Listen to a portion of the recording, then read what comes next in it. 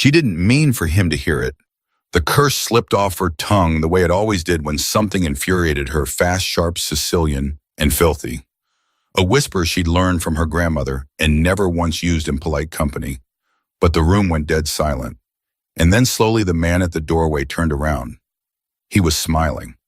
Not the smile of someone who was offended. The smile of someone who had just found exactly what he was looking for.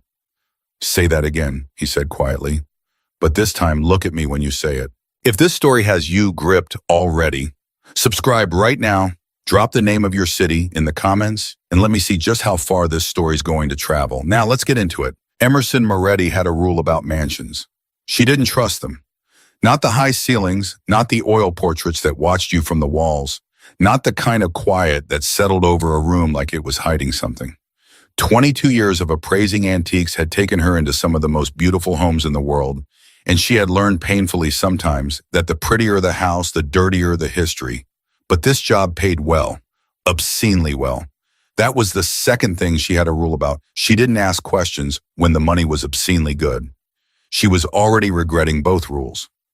The desk sat in the center of a study on the third floor of a Manhattan townhouse, so old and so immaculately kept that it made the Metropolitan Museum feel modern.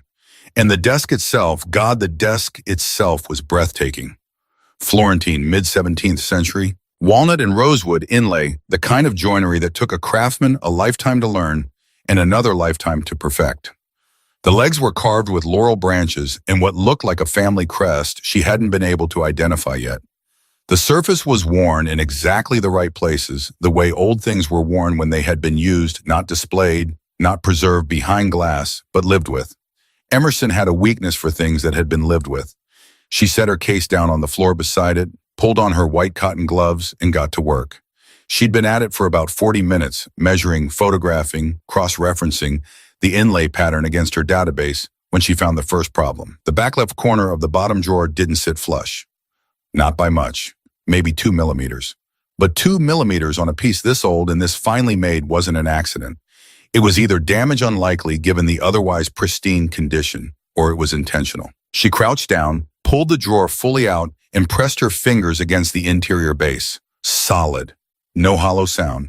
She pressed the left side panel. Nothing. She pressed the right. Nothing. Son of a... She bit the rest of it back and tried the underside of the drawer frame. Her knuckle grazed something, a tiny brass pin, barely thicker than a needle, set flush into the wood. She hadn't seen it because she hadn't been looking for it. You never look for something you didn't know was there. "Maledetto," she muttered under her breath. The Sicilian slipped out the way it always did, involuntary like a reflex.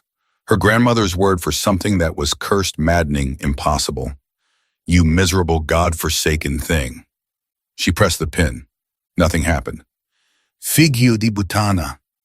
The words came out soft and vicious and thoroughly Sicilian, the kind of phrase that would have gotten her mouth washed out with soap in her grandmother's kitchen. She didn't even realize she'd said it out loud until the room answered her. Not with silence, with the sound of a door opening. And then a voice, low, unhurried, amused. "Say that again." Emerson's hands went still. But this time, the voice continued and she could hear footsteps, slow, deliberate, crossing the floor behind her. "Look at me when you say it." She stood up, she turned around, and she understood immediately and completely that she had made a very serious mistake. The man was not what she had expected. She hadn't expected anything, technically. She'd been told the owner of the property would not be present during the appraisal, which was standard for jobs at this level. The owners sent their lawyers or their assistants, or they sent no one at all, and left her a key code and a contact number for emergencies. No one had mentioned him. He was tall, not extraordinarily so, but tall enough that the room seemed to reorganize itself around him. Dark suit, no tie. The kind of face that could have belonged to a Renaissance painting, all sharp angles and dark eyes, and the particular stillness of someone who had never once in their life needed to raise their voice to command a room. His hair was black, shot through with silver at the temples, and he wore it like he wore everything else, like he didn't think about it, which meant he thought about it constantly. He was looking at her the way a man looks at something that has just surprised him. Not offended, not angry, interested. That was worse. "I'm sorry," Emerson said, and she hated herself immediately for the apology. I didn't realize anyone was... You didn't answer my question, he said. She blinked. Excuse me? I asked you to say it again. He tilted his head slightly. The phrase, what you said. I said I was sorry, but before that. Emerson stared at him. I don't think that's necessary, she said carefully. No, he agreed. It's not necessary. I'm asking anyway. The silence stretched between them like a wire pulled too tight, and Emerson did what she always did when she was afraid she got precise. I said, figu di butana, she said flat and clear. It's Sicilian. It means the desk is giving me a problem. He was quiet for a moment. Then he smiled. It was the kind of smile that didn't reach his eyes, not because it was cold, but because his eyes were already doing something else entirely, cataloging her, she realized. The way she cataloged antiques. Methodically. Completely. I know what it means, he said. My grandmother said it to me every morning until I was 14. Emerson hadn't expected that. She didn't show it. Then you understand it was nothing personal. I understand it was extremely personal, he said. You called my desk a son of a whore. Technically, I called the drawer mechanism. My name is Niccolo D'Amato. He said it the way people said things they expected to land, like dropping a stone into still water and watching to see how wide the ripples went. Emerson kept her face still, but her stomach dropped 3 floors. She knew that name. Everyone in New York knew that name, even people who pretended they didn't even. People who went out of their way to live the kind of life where a name like that should never come up. It came up anyway. It always did. Niccolo D'Amato was the kind of man whose name was said quietly and quickly, and usually followed by a subject change. I see, she said. I see that I was not informed you would be present. No, he agreed, you weren't. He walked slowly without any apparent urgency to the other side of the desk, put his hands in his pockets, and looked down at it the way she had been looking at it. Were you told why this piece is being auctioned? Estate liquidation, she said. That's what the contract says. He reached out and touched the edge of the desk with one finger, not the way someone touched something they owned, but the way someone touched something they were reclaiming. And did you find anything interesting? Emerson glanced down at the drawer she'd pulled out, still sitting on the floor beside her case. She looked back at him. It's a remarkable piece, she said carefully. Exceptional condition. The inlay work is consistent with mid-17th century Florentine workshop production, probably. That's not what I asked. She stopped. He looked up at her then, and for the first time she felt the full weight of what his eyes were doing. He wasn't just watching her, he was reading her. Every hesitation, every word she chose, every word she didn't. You found something in the drawer, he said. It wasn't a question. A pin mechanism, she said. It might be decorative. It's not decorative. Emerson went very still. Mr. D'Amato. There is a compartment, he said, built into the base structure of that desk. My grandfather had it made. He was a very careful man. He looked back down at the wood. This desk was stolen from my family 31 years ago by the man who owned this house, Thomas Sterling. Perhaps you've heard of him. She had, art world, old money, died 2 years ago with no direct heirs, which was why the estate was being liquidated. I'm sorry to hear that, she said. Are you Mr. D'Amato? I was hired to appraise this piece for auction. I wasn't hired to whatever it is you're suggesting. I'm not suggesting anything, he said. I'm telling you. That compartment holds something that belongs to my family, and you are going to help me open it. The wire went tight again. No, Emerson said. The word came out clean and certain, and she was proud of it. Niccolo D'Amato looked at her. He didn't look surprised. He didn't look angry. He looked like a man who had asked a door to open, and the door had very politely declined, and he was now considering his options. No, he repeated, tasting the word. I don't know what's in that compartment, she said. I don't know what you believe is in there, but I was hired by the Sterling Estate's legal representatives, and my obligation is to them, and I'm not going to but your license, he said. She stopped. What? Your appraiser's license, AAAA certified, issued 2006, renewed every 3 years. He said it without looking at his phone, without looking at anything except her. You had a dispute in 2019. A client claimed you'd misattributed a piece and sold it below value. The complaint was dismissed, but it's still on your record. Her mouth had gone dry. That complaint was fabricated and dismissed. Complaints don't have to be true to be damaging, he said. A new one from a client of a certain standing, the kind of standing that makes auction houses nervous, would be very difficult to walk back, even if it was equally fabricated. These things have a way of accumulating. She stared at him. You would do that, she said. Not a question, a recognition. I would prefer not to, he said, and he sounded genuinely like he meant it. I would prefer that you understood what that desk means to my family and helped me with a simple mechanical problem. And then I would have my people wire the full appraisal fee to your account before you left the building, plus let's call it a consulting fee that would make your next 2 years extremely comfortable. And if I say no again? He looked at her for a long moment. Then I say no to things too, he said quietly, and the things I say no to tend to stay that way. Emerson's hands were shaking. Not visibly, she had trained herself out of visible shaking years ago in graduate school, standing in front of panels of experts who were looking for any crack in her composure. But internally, she was trembling in a way that had nothing to do with cold. She looked at the desk. She looked at the pin mechanism she'd found in the drawer frame. She looked at Niccolò D'Amato, who was watching her with an expression of perfect patient certainty, like a man who had already calculated every possible outcome and found them all acceptable. Tell me about your grandfather, she said. Something shifted in his face, almost imperceptible, but she caught it, a flicker of something real behind the composure. Why, Brie? Because if I'm going to help you open a hidden compartment in a 17th century Florentine desk, she said, I need to understand the mechanism, and the mechanism was built for a reason by someone with a reason. So tell me about him. He studied her for a moment. Then he pulled a chair from the corner of the room, not the one behind the desk, she noticed, but one from the side, like he was declining the position of authority the desk offered, and sat down. His name was Enzo, Niccolò said. Enzo D'Amato. He came to America from Palermo in 1951 with $40 in a suitcase and a knife he never used on anyone who didn't deserve it. A pause. He built something here, something significant. And he was a man who believed that the most important things in a life, the proof of what you'd done, what you'd built, who had been loyal and who had not, should be kept somewhere that only someone worthy could find it. Worthy, Emerson repeated. Worthy, he confirmed. He was theatrical about it. He liked puzzles. He liked the idea that the right person would recognize the right mechanism. And Thomas Sterling wasn't the right person. Thomas Sterling, Niccolò said, and his voice didn't change at all, which was somehow more frightening than if it had, was a thief. He took the desk 31 years ago under circumstances that I am not going to describe to you tonight.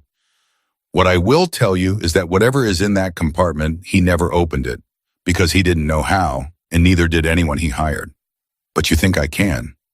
I think, he said, that you called my desk a son of a whore in my grandmother's dialect, without thinking twice, which means that somewhere in your history there is Sicily, and Sicily means you understand a certain kind of construction, the way our people build things to last, to hide, to protect.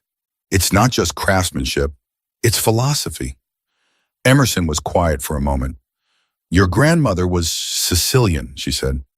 My entire family is Sicilian, he said, for 6 generations. And mine, she said before she could stop herself. He looked at her. I know, he said. Something cold moved through her. What does that mean? It means, he said carefully, that I did not hire you by accident, Miss Moretti. I had you hired, specifically, by name. The room was very quiet. Why, she asked. He didn't answer immediately. He looked at the desk again, at the worn surface, the carved laurel branches, the crest she still hadn't identified. Because he said at last, your last name is Moretti, and the last person who could open that desk, the person my grandfather built it for, was also named Moretti. Emerson's heart stopped. Say that again, she said, and her voice, unlike her hands, was perfectly steady. He looked at her. Your grandmother's name, he said quietly. What was it? She didn't answer. What was your grandmother's name? Miss Moretti. And in the silence that followed, Emerson realized that the job she'd taken, the desk she'd been sent to, appraise the man sitting in that chair watching her, none of it was coincidence. None of it had ever been coincidence. And the pin mechanism in the drawer frame, the thing she'd found by accident, the thing no one else had found in 31 years, she'd found it in 40 minutes. Because some part of her, some part she hadn't known was listening, had known exactly where to look. Her name was Katerina, Emerson said. And the moment the words left her mouth, Niccolo D'Amato closed his eyes. Not in relief, not in triumph, in something that looked terrifyingly like grief. Then God help us both, he said softly. Because what's in that desk is going to change everything you think you know about your family. Emerson Moretti looked at the desk that had brought her here. She looked at the man who had arranged for her to come, and she picked up the drawer. She was going to open it. Not for him, not for the money. For the name her grandmother had whispered in the dark in Sicilian on the night before she died, a name she'd told Emerson to forget to never speak to Carrie like a stone and drop into the deepest water she could find. A name that was carved, she now realized, into the family crest on the leg of this desk. D'Amato. Emerson's fingers moved before her mind had fully agreed to let them. That was the thing about muscle memory, it didn't wait for permission. 22 years of handling locks and latches and mechanisms built by people who had been dead for centuries had wired her hands to think independently, and right now her hands were thinking very clearly even while the rest of her was somewhere between fury and freefall. She turned the drawer over in her grip, running her thumb along the interior base panel, pressing in specific intervals, not randomly, not by instinct, but by method. Hidden compartments and Florentine pieces from this period followed certain architectural logic. The craftsmen who built them were guild-trained, and guilds meant shared techniques, shared philosophies. If you knew the philosophy, you could read the object the way you read a sentence. Her grandmother had taught her that. Katerina Moretti, 81 years old, hands like paper, and eyes like obsidian, who had sat Emerson down at a kitchen table in Brooklyn when she was 9 years old, and taught her how to find the thing inside the thing. Every object has a secret, she'd said. The good ones hide it in plain sight. Emerson had thought she was talking about antiques. She pressed the base panel left corner, first then right, then center, and felt the faintest resistance like the wood was holding its breath. "Don't force it," Niccolo said from behind her. She hadn't heard him move, and the fact that she hadn't heard him move was its own kind of warning. She turned just enough to look at him over her shoulder. He was closer than he'd been. Not threatening, not obviously, but close enough that she understood the dynamic had shifted. This was no longer a negotiation. This was something else. "I know," she said. "My grandfather said the mechanism responds to pressure, not strength." "Your grandfather was right." She turned back to the drawer. "What people who tried to force these things broke them, which is why whatever's in here is still in here after 31 years. Whoever Sterling hired either didn't know what they were doing or got impatient." "Both," Niccolo said, "mostly impatient." She pressed the center panel again, this time with less pressure and more intention, the pad of her finger rather than the tip wider, contact gentler. And she felt it, the almost imperceptible give, like a held breath released. Something inside the base of the drawer clicked. The silence after it was total.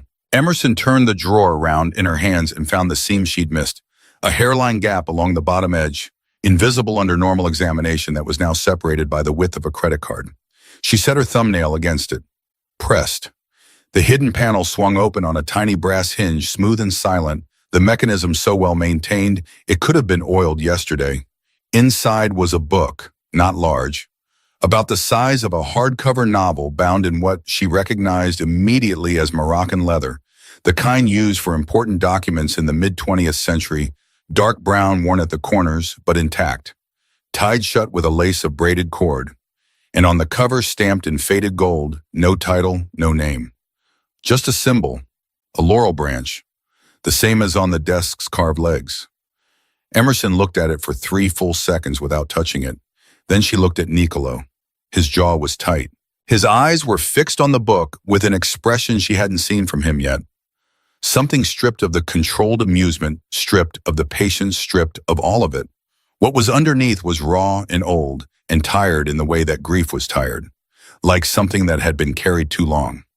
"That's it," he said. His voice was different, quieter, almost private, like he'd forgotten she was there. "What is it?" she asked. He looked at her, seemed to remember himself. "A ledger." "Of what? Everything." He reached for it, She pulled it back, not dramatically, just enough. What does everything mean? He looked at her hand, then at her face. If he was angry, he didn't show it. It means my grandfather kept records, names, transactions, agreements. Who was loyal, who wasn't, who owed what to whom, and for how long. He paused. It means it contains the proof of things that certain people have spent 30 years trying to make sure could never be proven. People like who? People, he said carefully, like the man who arranged for this desk to be stolen in the first place. Emerson didn't move. Sterling. Sterling was a middleman. He said it like the word tasted bad. He was useful and he was paid. But the man who wanted the desk gone, who wanted what was in this desk gone, that's a different conversation. Tell me now. No. Mr. D'Amato. Niccolo. He said it flat final. And no, not yet. There are things in that ledger that you are not ready to hear, and I need to know before I say another word that you understand what it means to be in this room right now. Holding that. She looked down at the book in her hands. It felt heavier than it had any right to. I want you to understand, he said quietly, that the moment you opened that compartment, your position changed. You are no longer just an appraiser. You are someone who has seen where the ledger was hidden. And the people who want it, the people who have been looking for it for 3 decades, they will eventually find out that it's been found. That is not a threat from me. That is a fact about the world. Emerson set the ledger on the surface of the desk. She pulled off one glove, then the other, folded them precisely, and set them beside her case. You had me brought here, she said, specifically by name. You said that? Yes. You knew the ledger was in this desk. I suspected. My grandfather told my father before he died. My father told me, but no one had been able to confirm it because no one had been able to access the compartment. So you needed someone who could open it? Yes. And you chose me. She looked at him steadily. Not because of my qualifications, not because of my license or my reputation, because of my last name. He didn't look away. Both. What does my grandmother have to do with your grandfather's ledger? The pause that followed was exactly 1 beat too long. Long enough to tell her the answer mattered. Long enough to tell her she wasn't going to like it. Caterina Moretti, he said, was my grandfather's bookkeeper for 11 years. The room didn't move. Emerson's face didn't move. But something inside her shifted with a lurch that felt physical, like a floor dropping away underfoot. That's not possible, she said. It's documented. My grandmother was a seamstress. She came to Brooklyn in 1949. She worked in a garment factory on Flatbush Avenue. She married my grandfather, Aldo, in 1952, and she raised 4 children, and she stopped.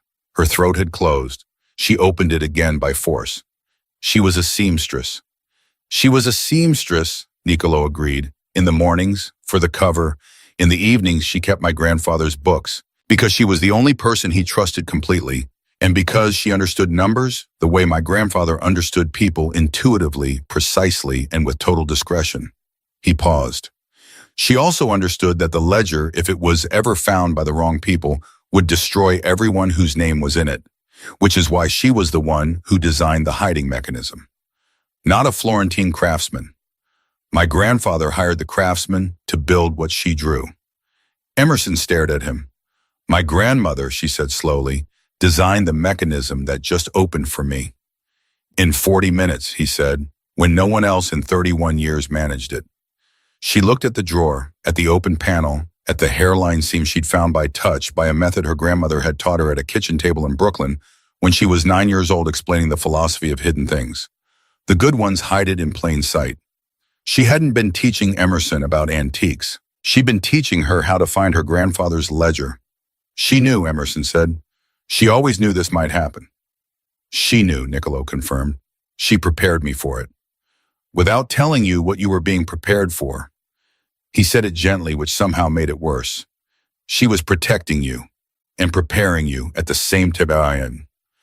Emerson sat down, not in any chair in particular. She simply sat on the edge of the desk itself because her legs had made a unilateral decision. She put her hands flat on her knees and breathed. What's in it? She said. The ledger. Specifically. He hesitated. Niccolo. She used his name without thinking about it. What is specifically in that ledger? He sat down across from her, elbows on knees, and for the first time since he'd walked into the room, he looked like a man with weight on him rather than a man entirely in command of his weight. 30 years of transactions, he said. Names of people who made agreements with my grandfather. Businessmen, politicians, judges, 2 police commissioners, a state senator. The terms of those agreements. What was given, what was promised, what was delivered. Evidence of payments in specific amounts on specific dates that can be cross-referenced with financial records that still exist. He paused. And one other thing. What? The identity of the person who ordered the poisoning of a man named Salvatore Moretti. He watched her face.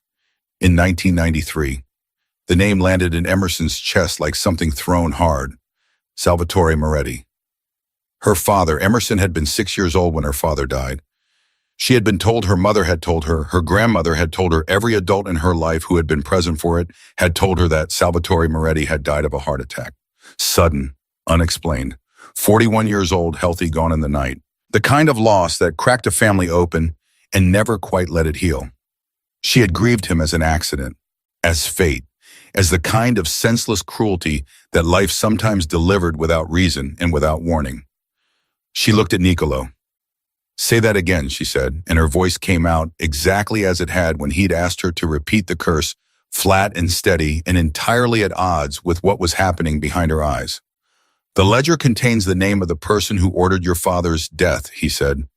Salvatore Moretti was not an innocent man, Emerson. He was an underboss. He worked for my grandfather. And someone had him killed because of what he knew and what he controlled. That person is named in this ledger. And that person, he paused, is still alive. The silence that followed was the loudest thing she'd ever sat inside. Who, she said. I think you need to read it for yourself.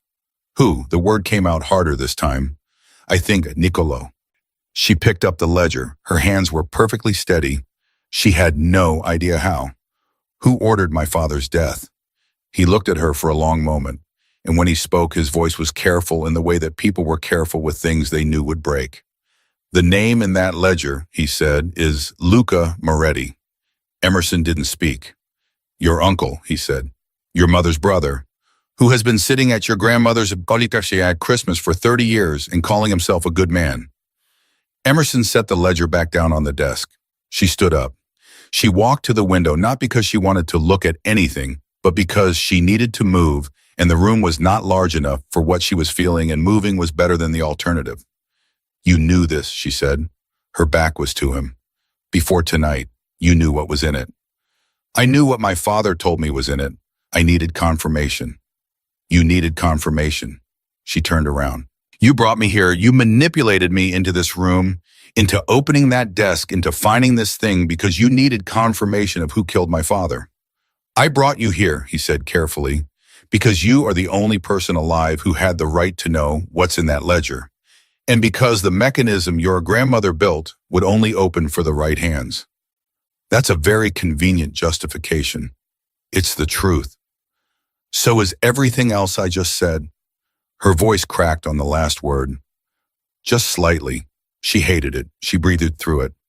My father was murdered by my uncle. And you knew, and you said nothing. You threatened my career. You maneuvered me into this room like a piece on a board instead of just telling me. If I had just told you, he said quietly, would you have believed me? She opened her mouth, closed it.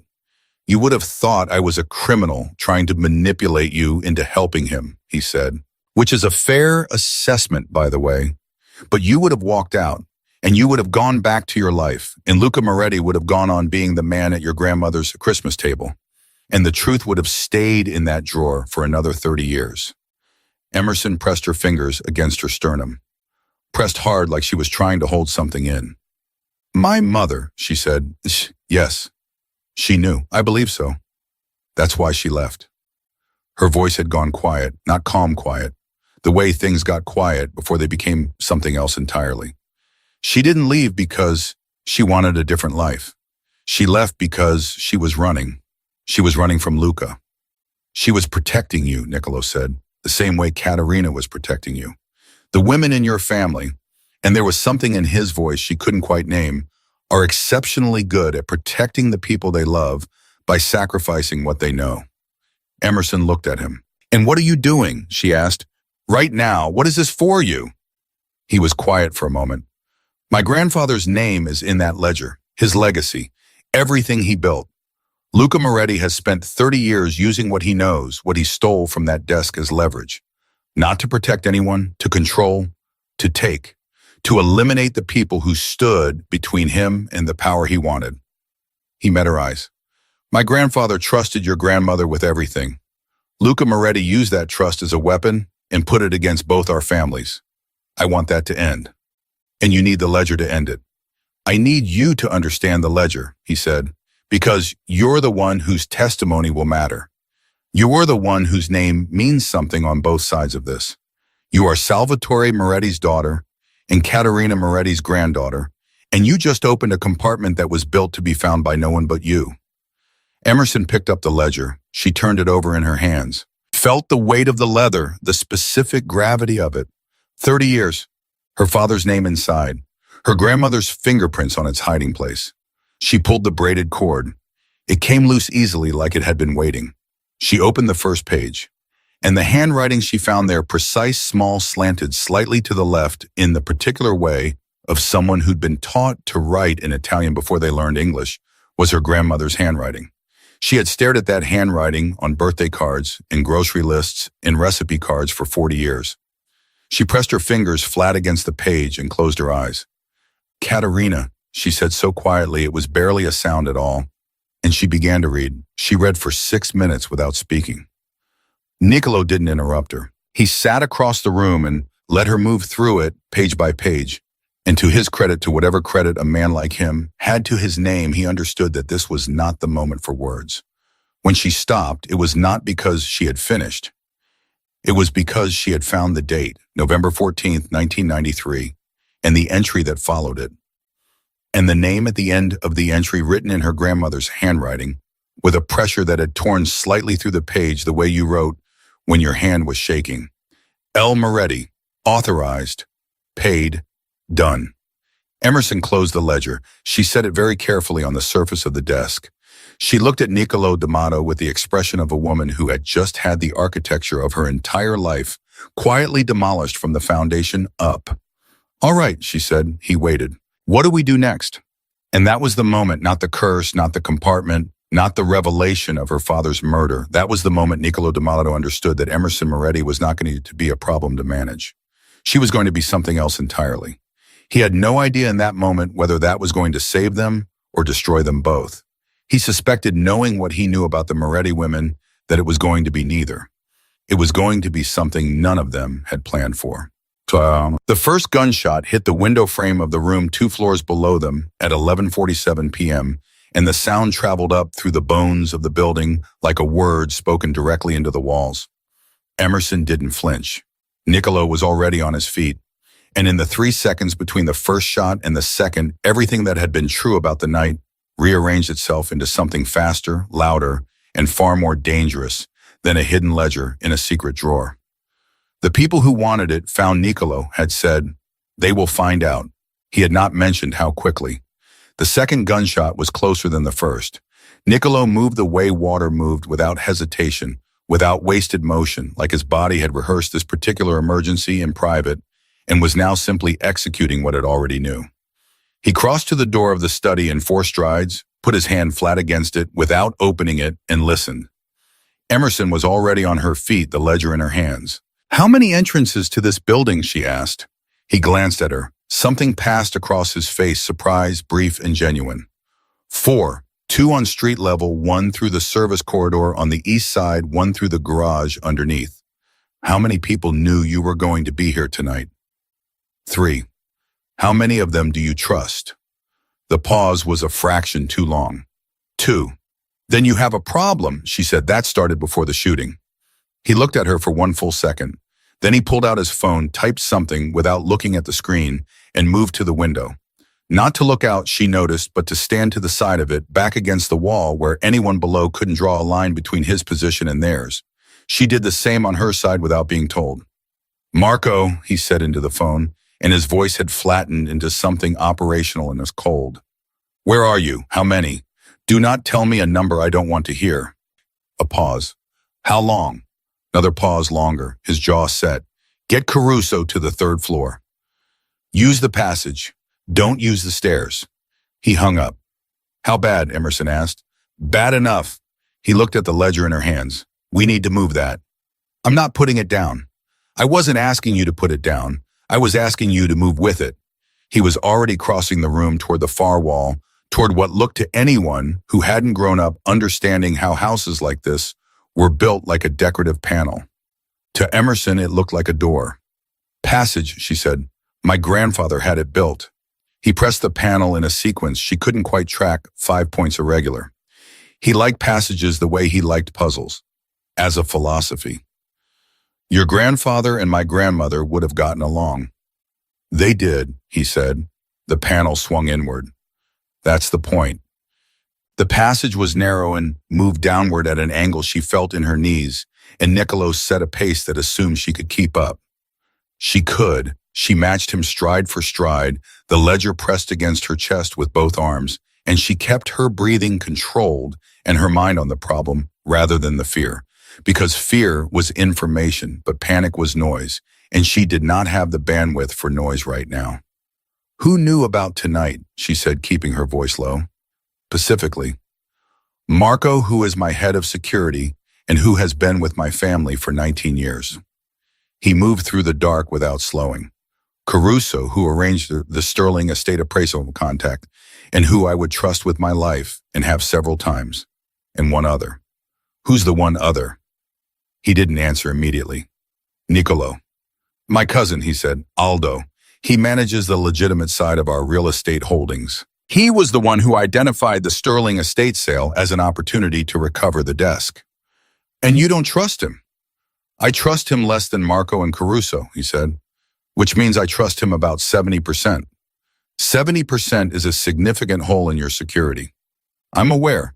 Is Aldo the kind of man who would tell someone where you were going to be tonight? Another pause, this one heavier.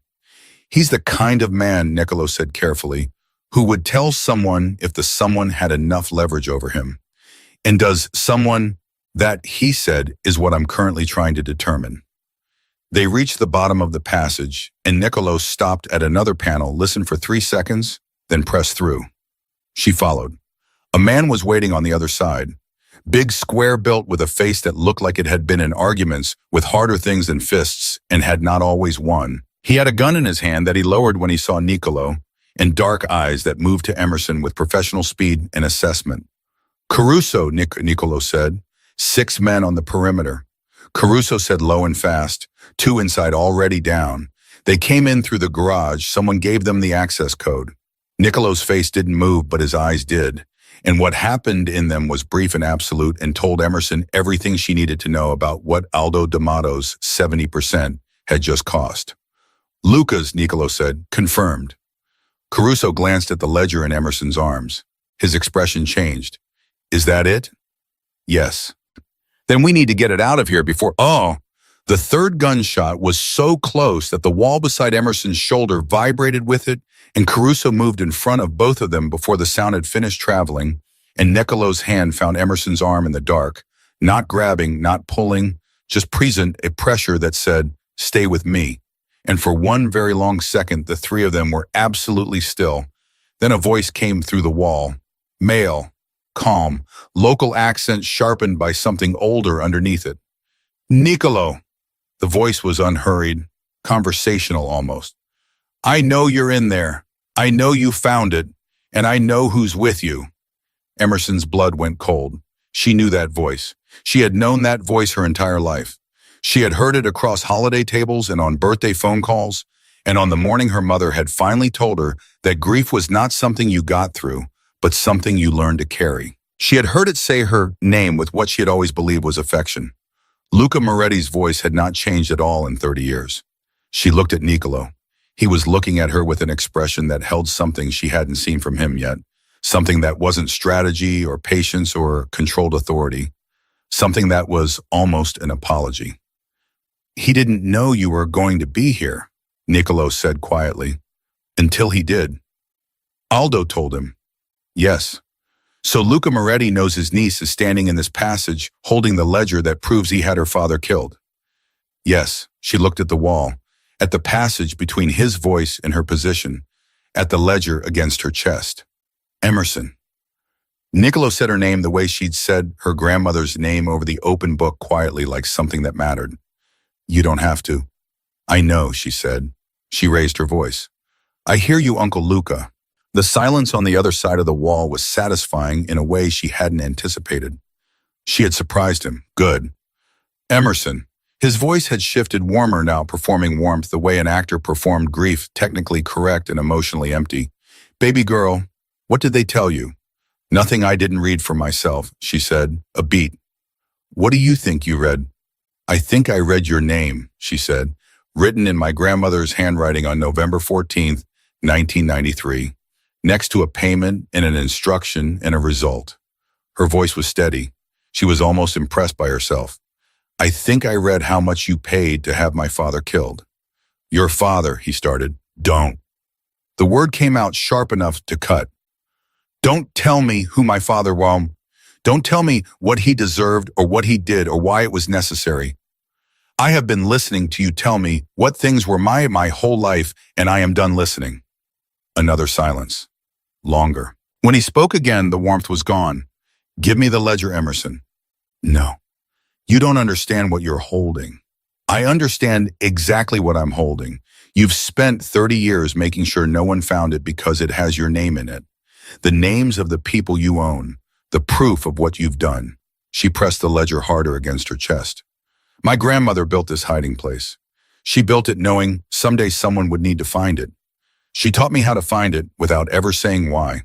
She spent the last 30 years of her life making sure I could do exactly what I just did. Katerina, Luca said, and the way he said it, like a wound reopened, told her more than any of his controlled words had. Her grandmother had known, and she had kept her mouth shut for 30 years and done her work in the dark, and Luca Moretti had known she knew, and had let her live because killing Katerina Moretti would have been a step too far, even for him. She's dead now, Emerson said, and I'm here, and you don't have anything left to hold over anyone. I have you, he said. Caruso moved. Niccolo moved. Both of them shifting position, reassessing angles, because the way Luca had said it was not a threat in the abstract, it was a threat in the present tense. We need to go, Caruso said, barely audible. There are 6 men on the perimeter, Niccolo said, equally quiet. We can't go through the front. The car is in the sub-level, Caruso said, if they haven't reached it. Have they reached it? 50-50. I like those odds, Emerson said, and she started moving before either of them told her to. The sub-level garage was 40 feet of open space that felt like 40 miles, and they crossed it at a run that Emerson's 44-year-old knees registered with sharp and immediate commentary. She ignored her knees. She had the ledger. She had her case. Caruso had grabbed it from the passage. She didn't know why and didn't ask. She had the information in her head that Luca Moretti was somewhere above them and closing. The car was there. Big dark engine already running because Caruso had called ahead to someone she hadn't seen, and the someone was behind the wheel and didn't look at any of them, just put it in gear the moment the doors closed. Niccolo got in beside her. Caruso took the front. They moved. For 90 seconds, nobody said anything. The car turned twice, descended further, emerged somewhere she didn't recognize, and kept moving. Then Niccolo said, "Are you all right?" She almost laughed. "That's an interesting question." "It is," he said. "I'm asking it anyway." She looked down at the ledger in her lap. "My uncle just tried to have me killed, or acquired. I'm not entirely sure which was the goal." "Acquired," he said. "He wants the ledger. He wants you with the ledger. As leverage. Against you. Against me, against anyone who might pursue this. If he has you, he has a reason for me to stand down." "Does he know you well enough to think that would work?" He looked at her. "He doesn't know me at all. He knows of me, which is a significant difference." She turned the ledger over in her hands. "There are names in here beyond Luca's. Politicians, judges. You said." "Yes. Those people are still in their positions. Most of them. If this ledger goes public, not to the police, because I assume the police are not an option." "Correct. Then to who? Who receives this, who has both the standing and the insulation to act on it without being shut down before they start. He was quiet for a moment. That, he said, is what I've been building toward for 4 years. She looked at him sharply. 4 years. I've known about the ledger for 4 years, since my father died and told me where to look. I spent 4 years identifying the right leverage point, the right person, the right moment, the right key, she said. He met her eyes. Yes. Me. You, he confirmed. Not because I wanted to use you, because your grandmother built a key and hid it in a person, and that person turned out to be someone He stopped. The car turned again. Someone you, what? She said. He looked at the window. Someone I didn't expect. She let that sit. There were bigger problems than what Niccolo D'Amato had or hadn't expected from her. And she was not a woman who chased a half-finished sentence into dangerous territory when the whole world was already dangerous enough. My mother, she said instead, she needs to be protected. Already done. He pulled out his phone, showed her a text exchange she couldn't read in the moving dark, but could see was several messages long. Marco has a team at her building in Queens. She won't know they're there. Emerson stared at him. You did that before tonight. I did that this afternoon. Because you knew Luca would find out eventually. Because I knew that the moment we found the ledger, Luca would move on every person connected to it. Your mother is connected. She's been connected since 1993. He put the phone away. She is also, if you didn't already know this, the reason Luca never came after you directly. Rosa Moretti told her brother that if anything ever happened to you, she would go to every journalist in New York and with everything she knew. Emerson absorbed this. My mother threatened a mafia boss. Your mother terrified a mafia boss, he said, for 30 years, which is why you've been safe and why she's been paying for it in ways that have nothing to do with money. She thought about her mother, Rosa Moretti, 67 years old, who lived alone in a Queens apartment and went to Mass every Sunday and called Emerson every Thursday evening, and never in 44 years had once mentioned her brother's name without a careful blankness behind her eyes. Paying for it, in ways that have nothing to do with money. She's been alone, Emerson said. All this time, she's been protecting you, Niccolo said, the same way they all were. Caterina from the hiding place, Rosa from the front, and your father before Luca took him, your father was trying to get out. The ledger proves it. His name is in there as a dissenting voice. He told my grandfather that Luca was dangerous, that he wanted out of the arrangement, that he was going to take his family, and he stopped himself. And Luca found out, Emerson finished, and had him killed before he could. Yes. She pressed her fingers against her eyes for 3 seconds. Just 3. Then she took her hands down and looked at the ledger and thought about her father's name inside it, and her grandmother's handwriting, and her mother alone in Queens for 30 years. And she made a decision that felt less like a choice than like a thing that had already been decided before she was born. I'm not a key, she said quietly. Niccolo waited. I'm not something you use to open a door and then set down. She looked at him directly. Whatever you've been building for 4 years, the strategy, the leverage point, the plan for what happens when the ledger is found, I'm in it, not as an instrument, as a partner. He held her gaze for a long moment. You have no idea what that means, he said, what that world is. I'm holding its history in my lap, she said. I think I'm getting a fairly detailed introduction. It's not safe. I'm in a car fleeing from my uncle who just shot at the building I was in. I think we're past discussing what's safe. Something moved across his face that she was starting to recognize the moment when the performance dropped, and what was underneath it was simply a man looking at a woman recalculating everything. Your grandmother was right about you, he said. She went very still. What do you mean? He reached into his jacket and produced a single folded piece of paper. Not old, the fold was recent, the crease sharp. He held it out. She took it. She unfolded it. It was a letter, handwritten.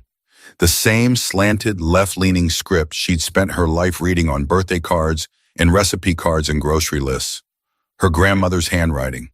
At the top, a date. 3 weeks before Caterina Moretti had died. For the one who finds the desk. And if it is you, my heart, then you already know everything you need to know. You just don't know that you know it yet. Trust the D'Amato boy. His grandfather was a hard man, but an honest one, and the apple does not fall as far as people want to believe.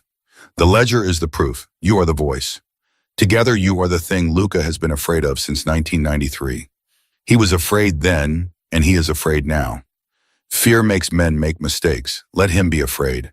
I love you more than Sicily, and that is saying something. Nona Emerson read it twice. Then she folded it along its crease and held it in her hand and looked straight ahead and did not cry because Caterina Moretti had not raised a woman who cried in moving cars with work still left to do. She sent it to you, Emerson said, 3 weeks before she died. Niccolo confirmed. She found me through channels I still don't fully understand, which tells me she was significantly more connected than anyone gave her credit for. She always was, Emerson said softly. The car slowed. Caruso said something quiet to the driver who responded in a dialect she half recognized. Where are we going? She asked. Somewhere Luca doesn't know about, Niccolo said. One of 3 properties I hold under a name that doesn't exist. And then he said, we decode the rest of the ledger, all of it. Names, dates, amounts, everything. We build a case that can't be buried. And we figure out who among the living is afraid enough of what's in it to act. And Luca, the car stopped. Niccolo looked at her in the moment before the door opened, and his expression was something she had no name for yet. Not because it was unreadable, but because it was the kind of thing you needed time with before you could say what it was. Luca Moretti has been the most dangerous man in your family's life for 30 years, he said. But he has never once in those 30 years faced the 2 things that are about to come for him at the same time, which are the truth, he said, and a Moretti woman who isn't afraid of him anymore. Emerson looked at her grandmother's letter in her hand, looked at the ledger in her lap, felt the weight of both. Then she opened the door and stepped out into the dark, and Niccolo D'Amato was half a step behind her, and somewhere across this city, Luca Moretti was regrouping and recalculating and making the kind of mistakes that afraid men made. She was going to make sure he made every single one of them. The safe house smelled like coffee and old wood, and the particular kind of silence that belonged to places that had never been meant for comfort, only survival. Emerson had been awake for 19 hours. She knew this because she'd checked her watch when she arrived at the Sterling mansion at 4 in the afternoon, and it was now 11 minutes past 11, and she had not sat down in a way that counted as sitting since the passage beneath the 3rd-floor study. Her body was registering its opinion of this loudly and continuously. She ignored it. The ledger was open on the table in front of her. She had been working through it systematically for 40 minutes, the way she worked through a complex appraisal, not rushing toward the conclusion, but reading the object in the order it wanted to be read. Her grandmother had organized it chronologically, and there was a logic to the chronology that was almost architectural. The early entries were spare factual names and figures and dates with no commentary. The later ones grew denser, more urgent. The handwriting changed in the final thirds, still precise, still controlled, but with a pressure behind it that the earlier pages didn't have. The pressure of someone who understood with increasing clarity what they were sitting on. Caruso had set up a scanner and was photographing each page as Emerson finished with it. He'd explained without being asked that they needed digital copies in 3 separate locations before morning, because a physical document, however historic, however damning, was only as powerful as its ability to survive what was coming. Niccolo was on the phone in the next room. She could hear him, not the words, just the tone which shifted between controlled and intense and controlled again, the way people shifted when they were managing multiple crises and choosing moment to moment which one got the full weight of their attention. She turned a page and stopped. Caruso, she said. He looked up from the scanner. This entry, November 1989, she pointed without touching. The name here, Benedetto Ricci, is that? The state attorney, Caruso said without hesitation. Current state attorney. He's been in office 11 years. He was paid, she said. Specific amounts. 4 separate dates. For she doesn't say what for, she just writes, arrangement favorable outcome. Borough of Manhattan, Superior Court case reference. She squinted at the reference number. Can we cross-reference that? Give me 20 minutes. Take 15. She turned the page, kept reading. Niccolo appeared in the doorway. He looked at her, then at the page she was on. How far? 60%. She didn't look up. I've counted 14 individual names so far, 3 judges, 1 state senator, Vincent Catalano, who is currently ranking member of the Judiciary Committee, which is convenient for everyone except the people trying to prosecute using the judiciary. One deputy commissioner of the NYPD, retired but still connected. Ricci, who is not retired and very connected. She looked up. Your grandfather was extraordinarily thorough. He was a man who understood that trust required evidence, Niccolo said. He trusted people, but he kept records of the trust in case the people ever stopped deserving it. How many of them are still alive? Most of them. How many of them know the ledger exists? All of them knew it existed. None of them knew where, or whether it was still intact. He came into the room fully sat across from her. When Sterling took the desk, Luca told them the ledger had been destroyed, that he'd recovered it and burned it. But he hadn't.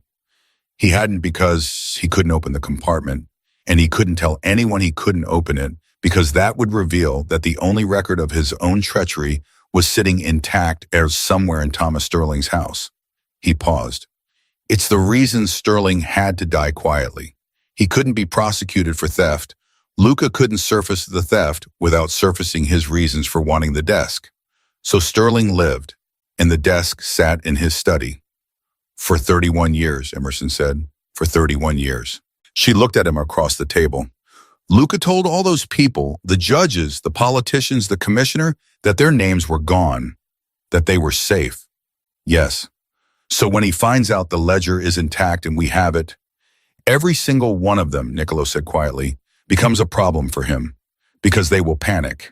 And panicked men with power and connections are significantly more dangerous than organized criminals because they have access to instruments of the state and they have everything to lose and they are not accustomed to the particular fear of being genuinely cornered. Emerson absorbed this. He's going to move fast. He's already moving. Her phone buzzed on the table. She looked at it. Unknown number, but the area code was Queens. She looked at Niccolo. Marco's with her, he said immediately. That's one of our numbers. She answered. Ms. Moretti, a man's voice professional and calm, your mother is safe. She's asked me to tell you three things. First, she is fine and not afraid. Second, a brief pause as if he was reading. She says she's been waiting for this night for 30 years and to please not treat her like she's made of glass. Third, another pause slightly longer. She says to tell you that there is a second letter in the lining of the blue coat in her hall closet. She says you'll know which coat. Emerson's breath stopped. A second letter. Tell her I'll call her when it's safe, Emerson said. Tell her I love her. Yes, ma'am. She hung up. Niccolo was watching her. A second letter. From my grandmother. She was already standing. Caruso, can we get someone to Queens safely quickly without Luca's people tracking the movement? Already have 2 cars in Queens, Caruso said. My mother's hall closet. A blue coat. There's something in the lining. Caruso was on his phone before she finished the sentence. Niccolo stood. Emerson? She looked at him. Your grandmother sent me 1 letter, he said. If she sent a second to your mother, it means there's information she didn't give me. Information she held back deliberately. Why would she hold back from you? Because she trusted me with what I needed to act, he said slowly, like he was working it out as he spoke. And she gave your mother what she needed you to have, separately, in case one path failed. She built redundancy into it, Emerson said, like a mechanism. Like a mechanism, he confirmed. She sat back down with the ledger. Her hands were steadier than they had any right to be. She thought about her grandmother, really thought about her not as a memory or a grief, but as a person, a woman who had kept 11 years of records for a dangerous man and hidden them in a puzzle and spent 30 years quietly, patiently, arranging the pieces so that the right people would find them in the right order. Caterina Moretti had been playing a very long game, and she had trusted Emerson to be the end game. The weight of that landed fully for the first time, and Emerson let it land, let herself feel the full measure of it, and then she turned the page and kept reading. It was Caruso who found the discrepancy. He'd been cross-referencing the court case reference from the 1989 entry against public records quietly, methodically, the way a man worked when he was good at his job and didn't need to announce his progress. And he looked up from his laptop at 12:47 in the morning and said, Niccolo, come look at this. Niccolo crossed to him. Emerson looked up. The case reference, Caruso said, Borough of Manhattan Superior Court, 1989. I found it. He turned the laptop around. It's a civil case, not criminal. Property dispute resolved in favor of the plaintiff, a real estate holding company called Stretto LLC. He paused. Stretto LLC was incorporated in 1987. Sole director listed in the original filing. Nicolo's face had gone completely still. Is Luca Moretti? Caruso finished. The silence was brief and absolute. He didn't just have judges in his pocket, Emerson said. He was using them to build his own empire, separate from your grandfather's. While working for my grandfather, Nicolo said, his voice was controlled, but only barely. Taking payments that should have gone to the family accounts and routing them through a shell company that existed to make Luca Moretti independently wealthy and independently powerful. Your grandfather knew, Emerson said. Both men looked at her. He knew, she said. It's in the ledger, look. She turned back 3 pages, found the entry. October 1989, 1 month before the Ricci payment. He writes, she writes on your grandfather's instruction, LM matter, pending resolution, ED monitoring. ED is Enzo D'Amato. He was watching. He knew Luca was skimming.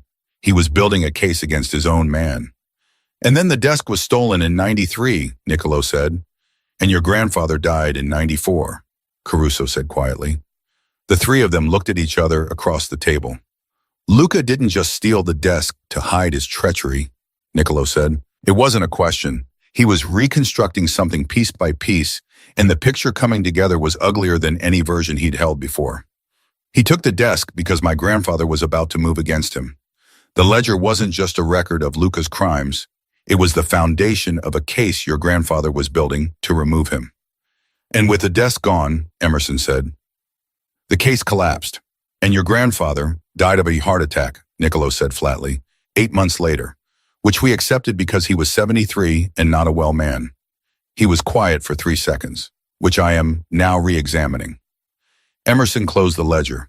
She looked at him directly. Nicolo, do you think Luca killed your grandfather too? The question sat in the air between them like a lit match.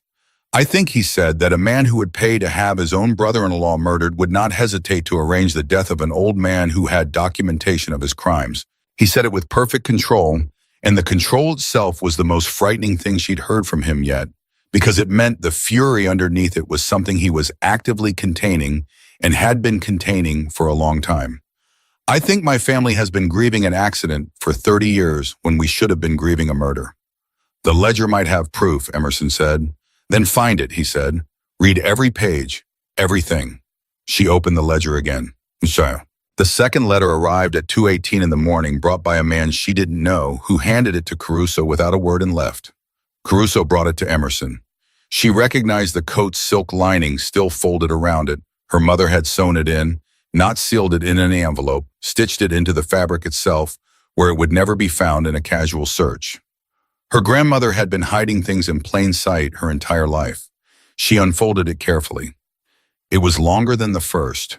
3 pages both sides, the handwriting smaller and more compressed, as if Katerina had been rationing paper or rationing time or both. She read it once quickly, then again slowly, and by the 3rd page she had stopped breathing entirely and had to consciously restart. She set it down. What does it say? Nicolo asked. She looked at him across the table. She thought about the way he'd said trust the D'Amato boy when he'd read the first letter aloud for her, the slight roughness in his voice that he'd quickly smooth over. My grandmother didn't just keep the ledger for your grandfather, she said. She kept a second set of records, separately, privately, a record of everything she witnessed that your grandfather did not ask her to document. Nicolo's expression shifted.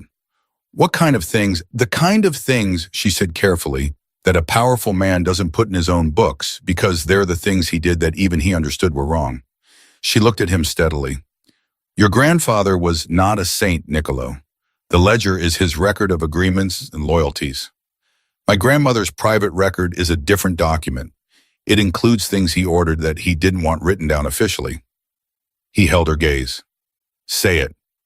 There are 3 names, she said, people who were killed on Enzo D'Amato's instruction. Not Luca's, not anyone else's, your grandfather's. The room was so quiet she could hear Caruso not moving on the other side of it. Who? Nicolo said. A man named Pietro Calvino, 1961. A man named Ruggero Sante, 1967. And a woman, she paused. A woman named Giulia Ferrante, 1971. Something happened in Nicolo's face that she hadn't seen before and couldn't fully name.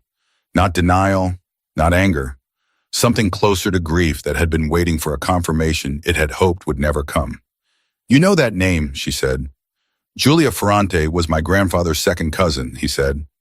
We were told she died in a car accident in Italy, 1971. She didn't. He looked at the letter in her hands. Why would your grandmother document this? Why would she risk?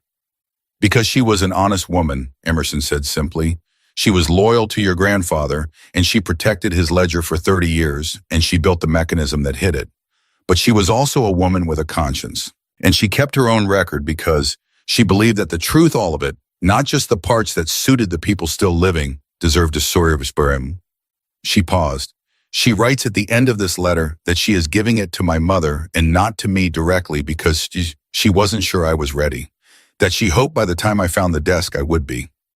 She looked at him, and she writes that she is giving it to you through me and not directly to you because she believed that a good man needed to know the full truth about the people he loved even when the truth was hard, especially then. Nicolo sat back. For the first time in the hours she'd spent with him, he looked his age, which was somewhere in the early 50s, and carried in this moment the weight of considerably more. She's right, he said at last, that it's hard. I know. It doesn't change what we're doing. I know that too. She folded the letter along its original creases. Your grandfather did terrible things. Luca Moretti has done worse and for worse reasons without the complicated justifications of building something or protecting something just for power and money and the pleasure of controlling people who trusted him. The ledger proves what Luca did. Your grandfather's history is separate from that. But it's part of the whole truth. Yes, she said, it is. And when this is over, when Luca is dismantled and the people in this ledger are facing what they've done, I think the full picture needs to be part of the record. She paused. I'm not saying this to hurt you. I know you're not, he said quietly. I'm saying it because my grandmother trusted us, both of us, with all of it, not just the useful parts. He was quiet for a long moment. Then he looked up and the thing behind his eyes had shifted again, harder. Clearer, this kind of clarity that came from a man who had faced something he'd been avoiding and found that the facing of it, however painful, was cleaner than the avoidance. What else does she write? He said. The last page, Emerson said, is a list, 12 names, people she describes as, and I'm reading directly, those who know the truth and have been waiting for someone to say it out loud. People inside the system, inside the legitimate structures of this city, a federal prosecutor, 2 journalists, a judge she describes as incorruptible, which is rare enough to be worth documenting, a city councilwoman. Allies, Nicolo said. People who have been waiting for documentation, Emerson said. People who suspected but couldn't move without evidence. My grandmother spent 30 years watching and listening and identifying every person in this city who was positioned to act when the proof finally surfaced. She looked at him. She didn't just hide the ledger. She built us an army. The silence that followed was different from all the previous silences. Lighter somehow, charged. Caruso made a sound that was almost a laugh, almost. Nicolo looked at the letter, then at Emerson, then at the ledger between them, and something crossed his face that she had no name for yet, but thought she would give in time. Caterina Moretti, he said softly, was the most dangerous person in any room she ever walked into. I'm starting to understand that, Emerson said. Her phone lit up on the table. She looked at the screen. Unknown number. But the text that followed was 5 words, and they arrived like a rock through glass, and the lightness in the room collapsed instantly. I have your mother, call me. Emerson looked at the screen for exactly 2 seconds. Then she picked up the phone and she called the number, and when Luca Moretti answered, she said without greeting, without hesitation, in the flattest and most dangerous voice she had ever used in her life, you just made the last mistake you're going to make. Luca Moretti was quiet for 3 seconds after she spoke. Then he laughed. It was the laugh she remembered from childhood, warm, full, the laugh of a man who knew how to perform ease better than most people felt it naturally. The laugh that had sat across from her at 30 years of holiday dinners and made her feel every single time that whatever room Luca was in was slightly more alive than the rooms he wasn't in. She had loved that laugh her entire life. She hated it now with a precision that surprised her. "Baby girl," he said. "Don't," she said. "Don't do the voice. Don't do the warmth. We're past it." She was standing. She hadn't decided to stand. Her body had simply refused to have this conversation sitting down. "Where is my mother?" "Safe," he said. "Completely safe. I want you to know that. I am not a man who hurts women." "You are a man who had my father killed," she said. "So I'm going to need you to retire the self-image." A pause, the warmth in his voice dropped 1 degree. Salvatore made choices. Salvatore wanted out, she said. He wanted to take his family away from you, and you couldn't let that happen, so you had him poisoned and told his 6-year-old daughter it was a heart attack and sat at her grandmother's table for the next 30 years eating her food and letting her call you uncle. Her voice didn't crack. She would not let it crack. "That is who you are, so don't tell me what kind of man you are." Silence. Then, "What do you want, Emerson?" "I want my mother." "And in exchange?" "Nothing." Another pause. "That's not how this works." "I know how this works," she said. "You want the ledger. You want me to bring you the ledger, and in exchange, you release my mother, and then you destroy the ledger, and you destroy me, and you go back to your life. That's the exchange you're building toward." She let one beat pass. "I'm telling you it's not available." "Then we have a problem." "No," she said. "You have a problem, and I'm going to tell you exactly what it is." She looked at Niccolo across the table. He was watching her with an expression that was still and focused and entirely present, the way a man watched something he understood was important and did not want to interrupt. "The ledger has been photographed. Every page.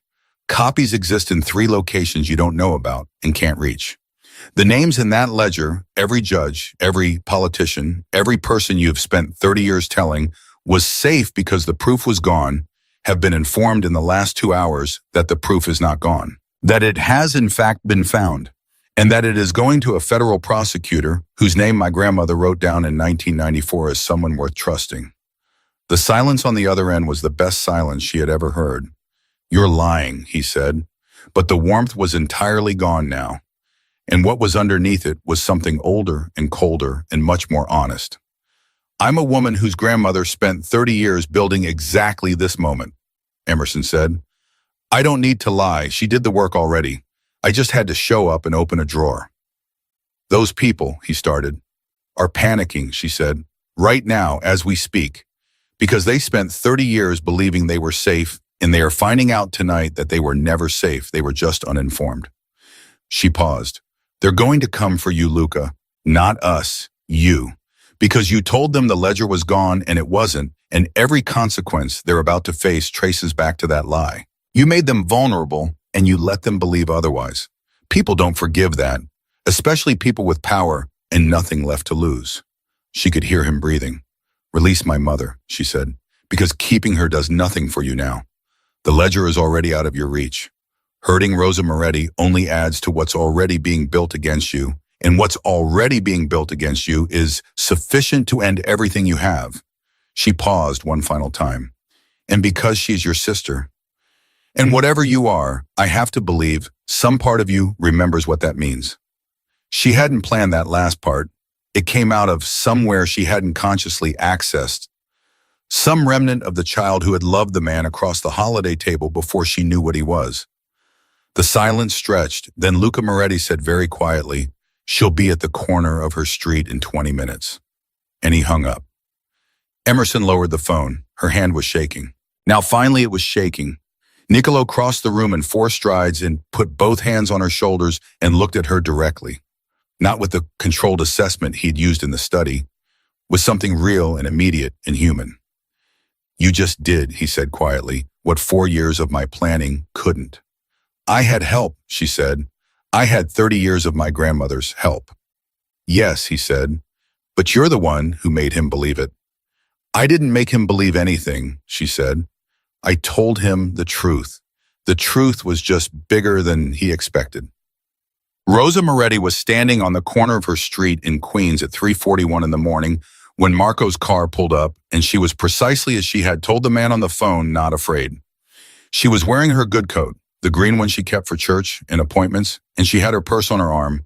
And when Emerson got out of the car and crossed the sidewalk to her, Rosa looked at her daughter's face for 3 seconds and then pulled her in with both arms and held on. They stood there on a Queens sidewalk in the dead of night for a long time. Long enough for Emerson to feel every hour of the night in her body at once, every discovery, every word, every shake of her hands that she hadn't let herself feel until now. "He let you go," Emerson said into her mother's shoulder. "He always was afraid of women," Rosa said. Her voice was dry and steady and 67 years old, and the most comforting sound Emerson had ever heard. Emerson pulled back and looked at her, really looked. "You knew." "I knew what your grandmother told me to know," Rosa said. "And I knew what I saw with my own eyes. And I kept my mouth shut, and I made a threat that kept you safe, and I lived with the rest of it." She cupped Emerson's face in both hands the way she'd done since Emerson was small. "Is it done? It's starting," Emerson said. "The being done part is starting." Rosa nodded. "Then let's get somewhere warm, and you can tell me everything." Nicola was on the phone with the federal prosecutor before dawn. The prosecutor's name was Helen Marsh, and she was 61 years old and had been building cases against organized crime for 34 years. And when Caruso reached her at 4 in the morning, she did not sound like a woman who had been sleeping. She sounded like a woman who had been waiting. "Caterina Moretti's granddaughter," she said when Emerson got on the line. "You knew my grandmother," Emerson said. "I met her once," Marsh said, "in 2003. She came to my office alone and told me there was documentation of significant criminal activity, corruption at multiple levels of city and state government, and that it would surface when the time was right, and that I should be prepared to move quickly when it did." A pause. "I thought she was a very sharp old woman with a story she couldn't back up. I kept her file open anyway. Out of respect." "She told you it would surface," Emerson said. "She was very certain. She said, and I'm quoting from my own notes here, 'My granddaughter will bring it to you. She doesn't know this yet, but she will.'" The prosecutor's voice had something in it that was almost wonder. 23 years ago, Miss Moretti. She told me 23 years ago." Emerson closed her eyes for 1 second. "Caterina, you impossible, magnificent woman." "I have the ledger," Emerson said. "The original and 37 digital copies in verified locations. I have a second document, private records kept independently by the same source. And I have a witness." "Who?" "Me," Emerson said. "I'm the one who found it. I'm the one who can authenticate the hiding mechanism, the construction, the handwriting, and the chain of custody from the moment I opened the compartment. I'm also the granddaughter of the woman who built the hiding place and kept both sets of records. My testimony puts this in context that no one else can provide." She paused. "And I want to give it, on the record, all of it." Marsh was quiet for a moment. "This is going to be the most complex case I've ever built." "My grandmother gave you 23 years to prepare," Emerson said. "I think you're ready." For the first time, Marsh laughed. Brief, genuine, startled out of her. "Get to my office at 8 a.m., she said. "Bring the ledger, bring the second document, bring your witness list, and bring yourself."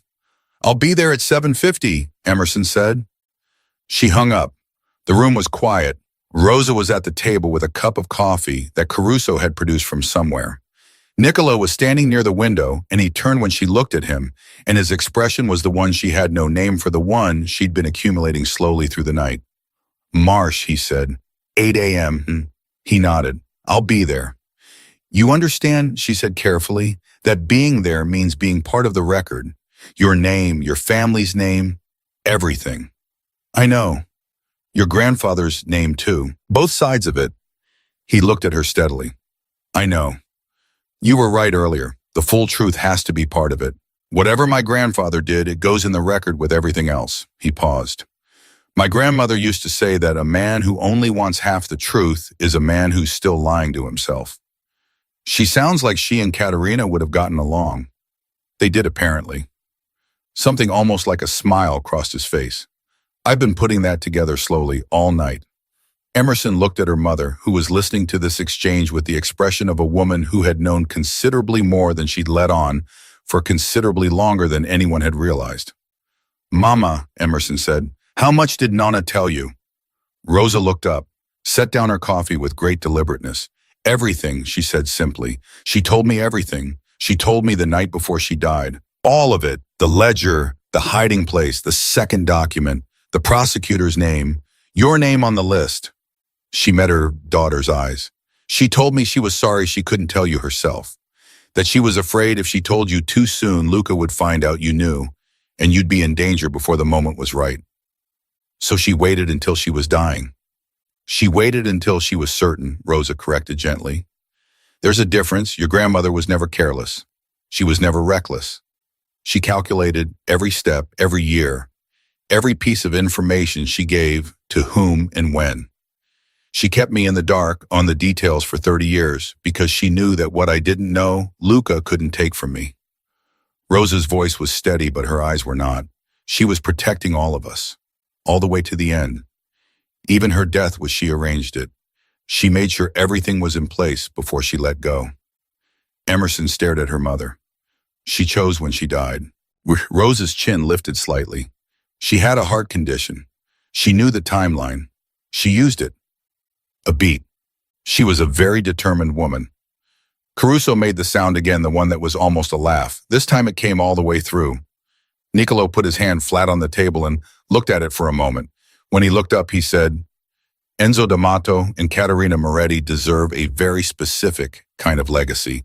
Whatever else they were, whatever they did that was wrong, they spent the last years of their lives trying to make something right. We should honor that.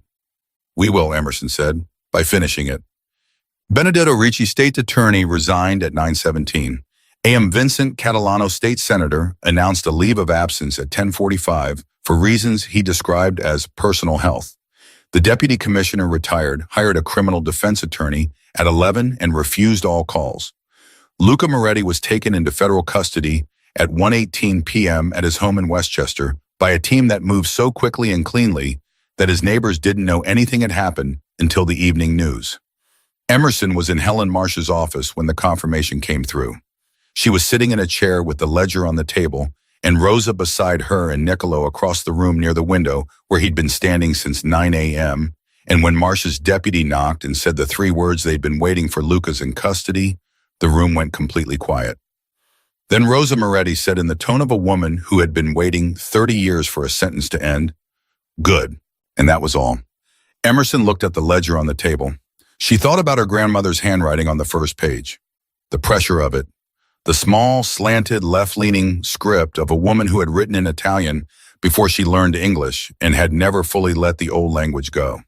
She thought about a 9-year-old girl at a kitchen table in Brooklyn being taught how to find the thing in Sicilian thing, being taught without knowing she was being taught how to open a drawer that wouldn't be there for another 30 years. She thought about her father's name, November 14th, 1993. The entry that had torn slightly through the page. She reached across the table and closed the ledger. Not because they were done with it. Marsh's team would spend months with it, would pull every name and date and figure through the machinery of federal prosecution, would build a case that Caterina Moretti had begun building in 1962 and had finished building in the lining of a blue coat in a Queens hallway. They were not done with it, but Emerson was done with carrying it alone. She could set it down now. It was in the right hands. She looked at Niccolo. He was already looking at her.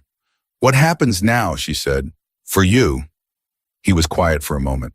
"The family reorganizes. The legitimate holdings are considerable real estate import to manufacturing concerns. There's meaningful work to do in making all of it unambiguously legitimate. It will take time." He paused. "And there's a desk." She blinked. "What?" "A 17th Are you showing me?" "Century Florentine desk," he said, "currently sitting in the study. It's the study of a Manhattan townhouse that belongs to my family and was stolen 31 years ago. I intend to recover it through the proper legal channels, which will be considerably easier now." He looked at her steadily. "It needs a proper appraisal, for the record." She understood what he was asking. She also understood it was not really about the desk. "I charge standard rates," she said. "I'll pay above standard," he said, "for the expertise. And for the Sicilian. Especially for that." Rosa looked between them with the expression of a mother who was choosing with great deliberateness to examine the middle distance. Helen Marsh returned to the room with a legal pad and an expression of controlled professional excitement that told Emerson the next several months of her life were going to be unlike any months that had come before them. She was ready. She realized, sitting in a federal prosecutor's office at 1:30 in the afternoon with her mother beside her and her grandmother's ledger closed on the table, and a mafia boss across the room who had called her by her first name for the last 6 hours, like it was something he'd been doing for years, exactly where Caterina Moretti had always intended her to be. The thought should have been frightening. Instead, it felt strangely and completely like coming home.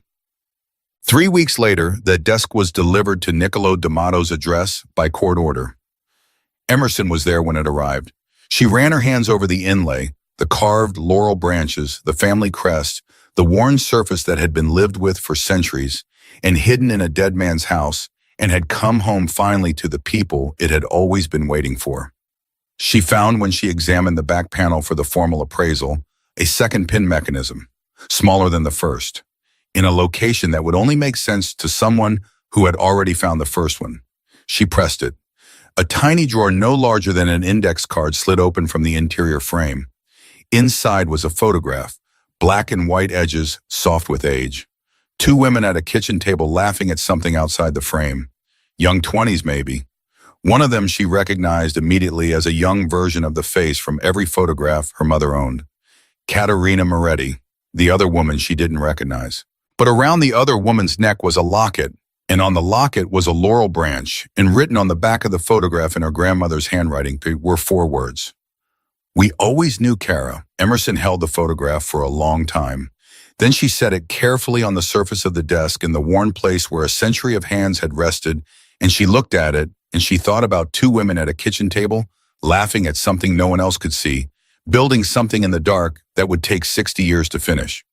Niccolo came to stand beside her and looked at the photograph without speaking. After a moment, he said, "That's my grandmother." Emerson looked at him. "Elena D'Amato," he said quietly. "Circa 1955, I'd guess from her face." He looked at the photograph for another long moment. "They knew each other before my grandfather hired Caterina. They were friends first." "They built all of this," Emerson said, "together, from the beginning." "From the very beginning," he said. She looked at the photograph, at the 2 women laughing, at the table between them and the world outside the frame that neither of them was looking at because they were looking at each other, and whatever they saw was worth laughing about. "We always knew Cara," she said, reading the words aloud. Niccolo was quiet for a moment. Then he said, "So did we. I think we just needed someone to open the right drawer." Emerson Moretti looked at the desk that had started everything and ended everything and turned out to be like all the best antiques, not just an object, but a story told in wood and brass and hidden mechanisms, and the particular genius of people who understood that the most important things in a life deserved to be protected until the right hands came to find them. She had been those hands. She had always been those hands. And the Moretti women, as Luca had learned too late, and the rest of the world was just beginning to understand, did not lose. They waited. They built. They passed the knowledge from hand to hand, in kitchens and coat linings and hidden drawers, and whispered Sicilian curses that were really love letters to the people who would come after them. And then, when the time was finally right, they won.